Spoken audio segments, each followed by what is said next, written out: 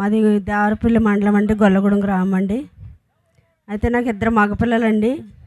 ఇద్దరు మగపిల్ల పుట్టాక నాకు ఆడపిల్ల లేదని బాధపడేదానండి. అయితే పెద్ద కుమారుడికి ఇద్దరు ఆడపిల్లని ఇచ్చాడండి దేవుడు. చాలా సంతోషపడ్డాము. అదే చిన్న కుమారుడికి మగపిల్లలు పుడతారని ఆశపడ్డామండి. కానీ ముందు పాప పుట్టిందండి. పాప పుట్టినప్పుడు దేవుని చిత్తం, మనం ఏం చేయలేమనేసి అనుకున్నామండి.